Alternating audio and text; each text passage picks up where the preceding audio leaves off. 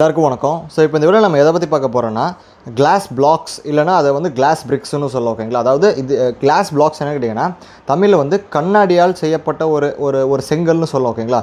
அதாவது இது பார்க்க எப்படின்னு கேட்டிங்கன்னா இந்த இமேஜில் பார்ப்பீங்க. அதாவது அந்த செங்கல் ஒரு செங்கலை வந்து கண்ணாடியிலே செஞ்சிருந்தால் எப்படி இருக்கும் அது மாதிரி இருக்கும். இதால் பல அட்வான்டேஜஸும் ஒரு சில டிஸ்அட்வான்டேஜஸ் இருக்குது. அந்த விஷயங்கள் எல்லாத்தையும் இந்த வீடியோவில் சொல்ல போகிறேன். அதுவும் இல்லாமல் இந்த கண்ணாடி பிளாக்ஸ் எப்படி செய்கிறாங்க, இதோட மேனுஃபேக்சரிங் ப்ராசஸ் எப்படி இருக்குங்கிறதையும் சொல்ல போகிறேன். ஸோ இந்த வீடியோக்குள்ளே போகிறதுக்கு முன்னாடி சேனலை சப்ஸ்கிரைப் பண்ணால் சப்ஸ்கிரைப் பண்ணுங்கள். சப்ஸ்கிரைப் பண்ணிவிட்டு பக்கத்தில் இருக்கிற பெல் பட்டனை மறக்காம ப்ரெஸ் பண்ணுங்கள். நீங்கள் பெல் பட்டனை ப்ரெஸ் பண்ணால் தான் டெய்லி போஸ்ட் வீடியோஸ் உங்களுக்கு சேரும். இது வந்து உங்கள் ஆர்கிடெக்சர் கோர்ஸில் நீங்கள் படிக்கிறீங்கன்னா இதுவும் உங்களோட ஒரு சப்ஜெக்ட்டில் வந்து ஒரு பார்ட்டாக வரும். ஸோ தெரிஞ்சுக்கிறது நல்லது, உங்களுக்கு ஒரு அவேர்னஸ் மாதிரின்னு வச்சுக்கோங்களேன். ஸோ இப்போ இந்த வீடியோக்குள்ளே போகலாம்.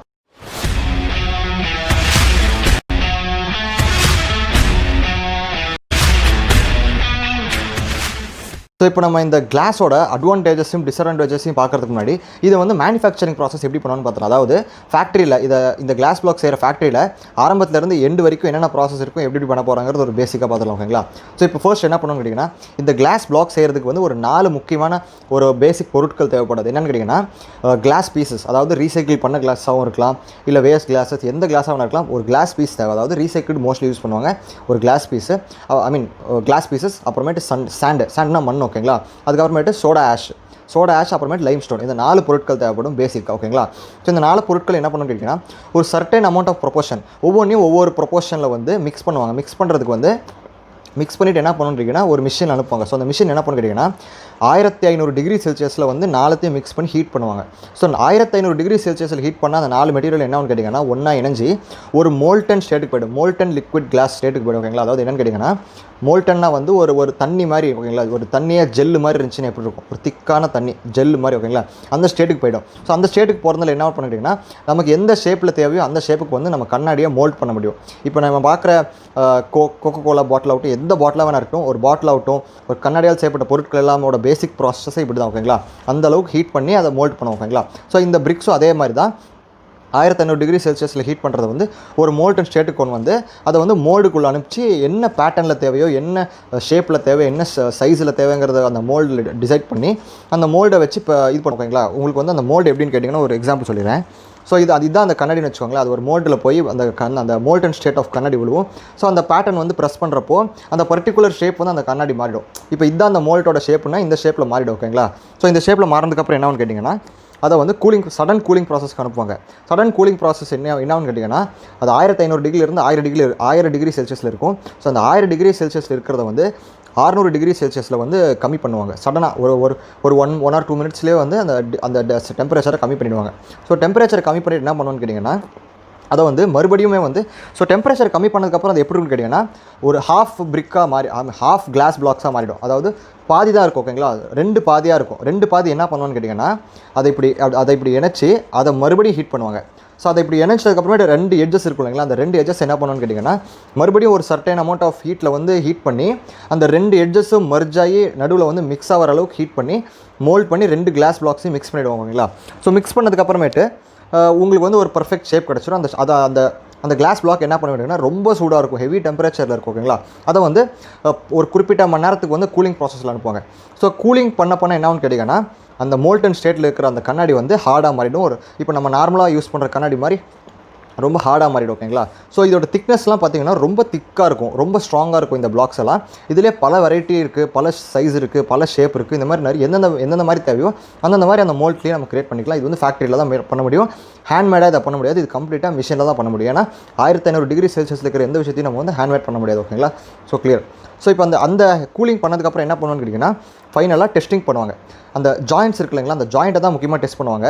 அது வந்து குறிப்பிட்ட வெயிட் கொடுத்து அந்த ஜாயிண்ட் வந்து உடையாமல் இருக்குதா, இல்லை அந்த ஜாயிண்ட்டில் ஏதாவது மிஸ் மேட்ச் ஆகிருக்காங்கிற மாதிரி விஷயம்லாம் பார்த்துட்டு அதை டெஸ்ட் பண்ணுவாங்க.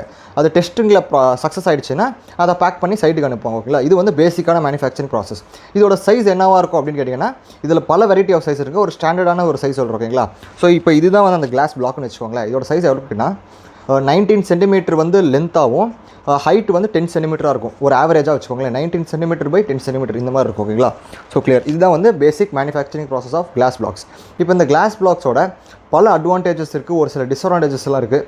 இதில் வந்து நீங்கள் கண்டிப்பாக பார்த்துருப்பீங்கன்னு கேட்டிங்கன்னா நிறைய ஃபேமஸான மூவிஸ்ல எல்லாமே வந்து அவங்க இருக்கிற வீட்டில் எல்லாமே இந்த கிளாஸ் பிளாக்ஸ் யூஸ் பண்ணியிருப்பாங்க. அந்த இமேஜஸ்லாம் இங்கே வரும். ஓகேங்களா? இப்போ இந்த கிளாஸ் பிளாக்ஸோட மைனஸ், அதாவது டிஸ்அட்வான்டேஜஸை பார்க்குறதுக்கு முன்னாடி இதோட ப்ளஸ்ஸை பார்த்துடலாம், அட்வான்டேஜஸை பார்த்துடலாம். ஓகேங்களா? ஸோ இப்போ இந்த அட்வான்டேஜஸில் மொதல் விஷயம் வந்து அட்ராக்டிவ். இந்த கிளாஸ் மெட்டீரியல் பொதுவாக இந்த கிளாஸில் எந்த விஷயம் செஞ்சாலுமே ஒரு மாதிரி மாடர்னிஸ்டிக்னு சொல்லுவாங்க, அட்ராக்டிவ்னு சொல்லுவாங்க. அதாவது ரொம்ப பார்க்கவே ஒரு மாதிரி ப்ளசன்ட் குட் லுக்கிங்காக இருக்கும். ஓகேங்களா? கிளாஸுங்கிற மெட்டீரியலோட ஒரு ப்ராப்பர்ட்டினே சொல்லலாம். ஸோ நீங்கள் கிளாஸ் பிளாக்ஸை எந்த இடத்துலையாவது யூஸ் பண்ணிங்கனாலும் அதே வகையான ஒரு ஃபினிஷ் தான் உங்களுக்கு கொடுக்கும். லுக்ஸ் வைஸாக பார்த்தீங்கன்னா ரொம்ப அட்ராக்டிவாகவும் ஏஸ்தட்டிக்காக இருக்கும். ஓகேங்களா? ஸோ ரெண்டாவது விஷயம் என்ன அப்படின்னா லைட் டிரான்ஸ்மிஷன். அதாவது லைட் டிரான்ஸ்மிட் பண்ணும். இப்போ வந்து நீங்கள் கிளாஸ் பிளாக்ஸ் யூஸ் பண்ணி ஒரு செவர் கட்டிருக்கீங்கன்னு வச்சுக்கோங்களேன். அந்த சைட்லேருந்து ஒரு சூரிய வெளிச்சத்தை வந்து இந்த சைடில் வந்து 80% ஆஃப் த வெளிச்சத்தை வந்து பிளாக் இல்லாமல் உள்ளே டிரான்ஸ்மிட் பண்ணும். இது வந்து ஒரு மிகப்பெரிய அட்வான்டேஜ். இந்த காரணத்தால் தான் வந்து கிளாஸ் பிளாக்ஸை வந்து எல்லா இடத்துலையும் பயன்படுத்துகிறாங்க. ஓகேங்களா? இது ஒரு முக்கியமான அட்வான்டேஜ். ஓகேங்களா? ஸோ இப்போ அடுத்த விஷயம் என்னன்னு கேட்டிங்கன்னா இது வந்து fire resistant and sound resistant. Fire resistant அப்படின்னு கேட்டிங்கன்னா ஒரு certain amount of degree celsius வரைக்கும் இது வந்து ஃபயரை ரெசிஸ்ட் பண்ணும். ஸோ தட் உங்களுக்கு வந்து சேஃப்டி. இந்த கிளாஸ் பிளாக்ஸை யூஸ் பண்ணுறீங்கன்னா உங்களுக்கு வந்து மிச்ச மெட்டீரியலை கம்பேர் பண்ணுறப்போ இது கொஞ்சம் சேஃப்டி லெவல் வந்து ஜாஸ்தின்னு சொல்லலாம். ஓகேங்களா? இது வந்து சவுண்ட் ரெசிஸ்டன்ட்டும் கூட. இந்த சைடில் என்ன நடக்குதுங்கிறது அந்த சைடில் வந்து கிளியராக கேட்காது, சவுண்டை ரெசிஸ்ட் பண்ணும். ஓகேங்களா? மெட்டீரியலோட அடுத்த அட்வான்டேஜ் என்ன கேட்டிங்கன்னா டியூரபிலிட்டி. இந்த மெட்டீரியல் வந்து ரொம்ப லைஃப் ஸ்பேன் ரொம்ப ஜாஸ்தி, ரொம்ப குவாலிட்டியாக இருக்கும். எப்படி சொல்கிறதுனா வந்து ரொம்ப நாள் தாங்கும்னு வச்சுக்கோங்களேன். எந்த மெயின்டெனன்ஸும் பண்ணலனாலுமே ரொம்ப நாள் வரைக்கும் தாங்கும். இது ஒரு அட்வான்டேஜ். அடுத்த அட்வான்டேஜ் என்னன்னு கேட்டிங்கன்னா ஈஸி ரீப்ளேஸ்மெண்ட். அதாவது நீங்கள் வந்து ஒரு கண்ணாடியோ இல்லை ஒரு சாதா செங்கலை வச்சு ஏதோ ஒரு செவர் ஒரு கன்ஸ்ட்ரக்ட் பண்ணுன்னு வச்சுக்கோங்களேன்.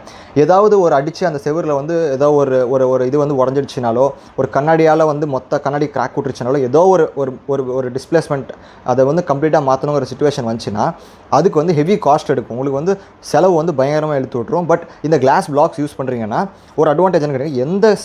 எந்த பிளாக் உடஞ்சிருக்கோ அந்த பிளாக்கை ஈஸியாக ரீப்ளேஸ்மெண்ட் பண்ணிடலாம். ஸோ இது வந்து உங்களுக்கு காஸ்ட் எஃபிஷியண்ட்டாக இருக்கும். இந்த மாதிரியான சிச்சுவேஷனில் காஸ்ட் எஃபிஷியண்ட்டாக இருக்கும். ஓகேங்களா?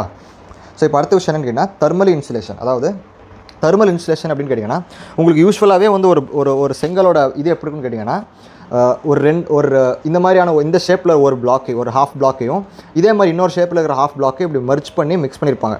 ஸோ தட் நடுவில் என்ன இருக்குன்னு கேட்டிங்கன்னா ஒரு கேப் மாதிரி இருக்கும். ஒரு ஹாலோ ஸ்பேஸ் கிரியேட்டாக இருக்கும். அந்த ஹாலோ ஸ்பேஸ் என்ன பண்ணணும்னு கேட்டிங்கன்னா அந்த ஹாலோ ஸ்பேஸ் வந்து அதாவது வெளியிருந்து வர்ற ஹீட்டை வந்து தக்க வச்சுக்கும், அதாவது ட்ராப் பண்ணி உள்ளே வந்து கூலிங்காக வச்சுக்கோ. ஓகேங்களா? ஸோ அந்த கிளாஸ் வால் யூஸ் பண்ணுறீங்கன்னா உள்ளே கூலிங்காக இருக்கும். நீங்கள் வந்து அந்த ஹீட்டை ஃபீல் பண்ண மாட்டீங்க. ஓகேங்களா? இது வந்து ஒரு மிகப்பெரிய அட்வான்டேஜ். ஸோ இப்போ அடுத்த விஷயம் என்னன்னு கேட்டிங்கன்னா எனர்ஜி எஃபிஷியன்ட். ஓகேங்களா? ஸோ இப்போ இதுதான் எனர்ஜி எஃபிஷியன்ட்ங்கிற அதுதான். நீங்கள் உள்ளே வந்து ஏசி யூஸ் பண்ணுங்கிற ஒரு சிச்சுவேஷனை வந்து கம்மி பண்ணும். அந்த இந்த ரூமில் வந்து ஏசி யூஸ் பண்ணால் பெட்டராக இருக்குமே அப்படிங்கிற ஒரு ஃபீலிங்கை வந்து நீங்கள் கிளாஸ் பிளாக்ஸ் யூஸ் பண்ணி கன்ஸ்ட்ரக்ட் பண்ணியிருந்தீங்கன்னா உங்களுக்கு அந்த மாதிரியான ஒரு தேவையில்லாத செலவு வந்து குறைக்கிற மாதிரியான விஷயம். ஓகேங்களா? எனர்ஜி எஃபிஷியண்ட்டாக இருக்கும். ஓகேங்களா? ஸோ இது ஒரு விஷயம். அடுத்த விஷயம் என்னன்னு கேட்டிங்கன்னா இது வந்து ஒரு க்ரீன் பில்டிங் கிரெடிட்ஸுங்கிற ஒரு விஷயத்தை சொல்கிறாங்க. ஓகேங்களா? ஸோ இதெல்லாமே வந்து ஒரு மிகப்பெரிய அட்வான்டேஜ்னு சொல்லலாம் இந்த கிளாஸ் பிளாக்ஸ் யூஸ் பண்ணுறீங்கன்னா. இப்போ இதில் டிஸ்அட்வான்டேஜஸும் இருக்கும். ஓகேங்களா? டிஸ்அட்வான்டேஜில் முதல் விஷயம் இதை வந்து நம்ம லோட் பேரிங் ஸ்ட்ரக்சராக கன்ஸ்ட்ரக்ட் பண்ணலாமான்னு கேட்டிங்கன்னா இதை வந்து லோட் பேரிங் பர்பஸ்க்கு நம்ம யூஸ் பண்ணவே கூடாது. நம்ம வந்து சாதாரண ஒரு செங்கலை வந்து லோட் பேரிங்காக யூஸ் பண்ணலாம். ஒரு சர்டைன் லெவல் வரைக்கும் லோட் பேரிங் ஸ்ட்ரக்சராக யூஸ் பண்ணலாம். பட் இந்த கிளாஸ் பிளாக்கை நம்ம லோட் பேரிங் ஸ்ட்ரக்சராக யூஸ் பண்ணவே கூடாது, நொறுங்கிடும். ஓகேங்களா?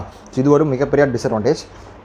அதுக்கப்புறமேட்டு இதில் வந்து இப்போ இந்த நம்ம லோட் பேரிங் வாலாக யூஸ் பண்ணலாம்னு எப்படி யூஸ் பண்ணணும்னு கேட்டிங்கன்னா இதுக்கு வந்து நம்ம ஃப்ரேம்டு ஸ்ட்ரக்சரில் மட்டும்தான் இந்த கிளாஸ் பிளாக்ஸை யூஸ் பண்ண முடியும். இதுக்குன்னு ஒரு ஃப்ரேம் கொடுத்து அதுக்குள்ளே தான் இந்த கிளாஸ் பிளாக்ஸை வந்து நீங்கள் ஃபிட் பண்ணுற மாதிரியான சிச்சுவேஷன் இருக்கும். ஓகேங்களா? ஸோ அடுத்த விஷயம் என்னன்னு கேட்டிங்கன்னா செமி ப்ரைவசி. ஸோ இப்போ செமி ப்ரைவசின்னு அப்படின்னு கேட்டிங்கன்னா இந்த சைடில் அதாவது ஒரு ரூமில் வந்து நீங்கள் கிளாஸ் பிளாக்ஸ் யூஸ் பண்ணியிருக்கீங்கன்னு வச்சுக்கோங்களேன். இந்த ரூம் என்ன நடக்குதுன்னா அந்த ரூமில் வந்து தெரியும், பட் எக்ஸாக்டாக இருக்காது. ஒரு மாதிரி அன்கிளியராகவும் ஒரு எப்படி சொல்கிறதுனா ஒரு டல்லாகவும் தெரியும். ஓகேங்களா? என்ன நடக்குதுன்னு தெரியுமே ஒழிய பட் அன்கிளியராக இருக்கும், பர்ஃபெக்டாக தெரியாது. ஓகேங்களா? அது வந்து ஒரு மைனஸ்ன்னு சொல்லலாம். ஓகேங்களா? ஸோ அடுத்த விஷயம் என்னன்னு கேட்டிங்கன்னா இந்த கிளாஸ் பிளாக்ஸை வந்து யூஸ் பண்ணி நம்ம வந்து ஒரு விண்டோ மாதிரி பண்ணிக்கலாமா, அதை ஓப்பனிங் பர்பஸ்க்கு யூஸ் பண்ணிக்கலாமான்னு கேட்டிங்கன்னா இதை ஓப்பனிங் பர்பஸ்க்கு யூஸ் பண்ணக்கூடாதுங்க. அதாவது ஓப்பனிங்காக இதை யூஸ் பண்ணவே முடியாது.